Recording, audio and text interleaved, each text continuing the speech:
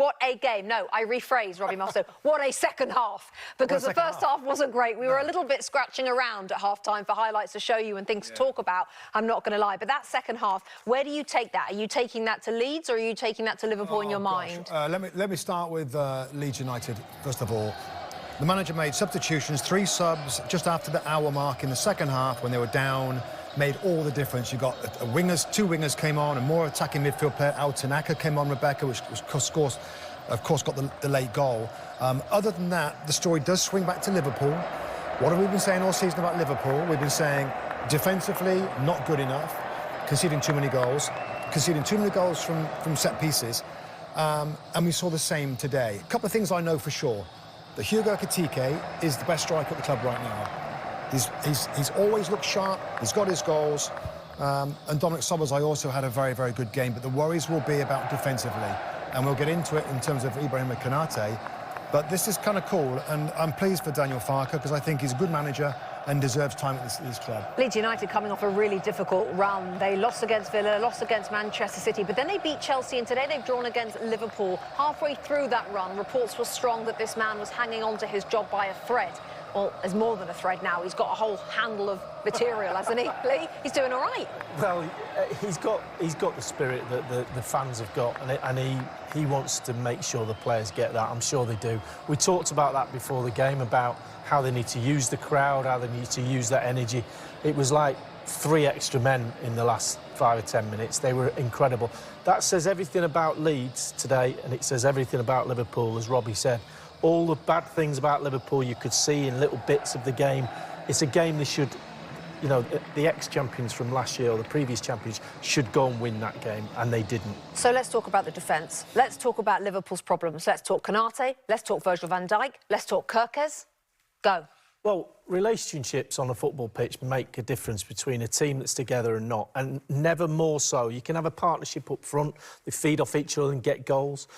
But the back line, when you break a back line up, you've got to have someone to be able to come in and replace the person who's playing. And if someone is not playing well enough and the relationships are not, then you leave them out, put somebody else in. But it's the connections between the players that play regular. Konate, Van Dijk, and obviously there's been problems at full-backs. They've been swapping around at right-back. They've been swapping around Kerkez with Robertson on the left. So that... And there doesn't look to be a connection. If I'm playing with Robbie, he's left-back and I'm centre-half, I'm talking to him all the time. I'm covering him, making sure he's all right, as well as playing my game.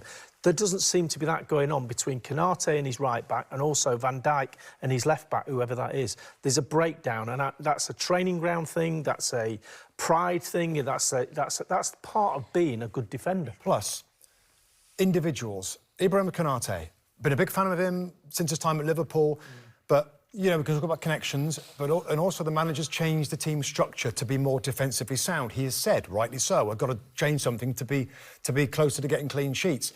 We'll look at the highlights. Lee picked out a great piece of analysis on the second goal, I think, for Leeds United, and Konate dropping off. We'll take a look at it. Before that, he lunges in on Mustoe, gives a penalty away. Liverpool were cruising to that point, so that's individial. That's more than connections, that's more than playing an extra midfield player in a wide position because they've got to be more protective. That's an individual that's not doing his job in keeping clean sheets. And the set pieces is another thing that has got to be mentioned. Robbie, quick question on the defensive communications and connections that you guys are talking about. It's been quite a while now. Would you have expected a manager like Arne Slot to have fixed this defensive problem sooner than...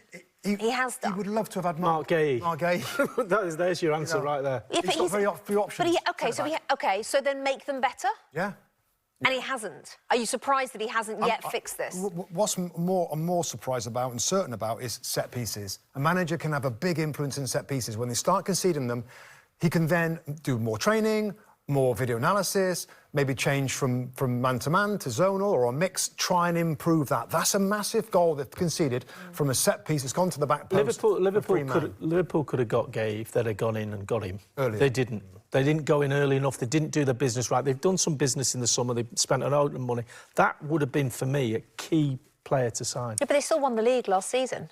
Yeah, no, but you can't stand on winning the league. You've got to then improve every season. But they did try, I suppose, by bringing in full-backs, but you need a centre. It's plainly obvious you do need a centre-half. It's very easy afterwards as well. We can talk about the striker situation again. Ekitike was in, looked great, and they still went for Isak when centre-back was an issue, maybe a midfield player, but they went for an extra forward. And it looks a little awkward now between Ekitike and Isak, where they need a new centre-back. Hi there, I'm Rebecca Lowe, studio host of NBC's coverage of the Premier League. Don't forget to hit subscribe to watch more videos all season long. And for even more Premier League content, from original series to live matches, head over to Peacock.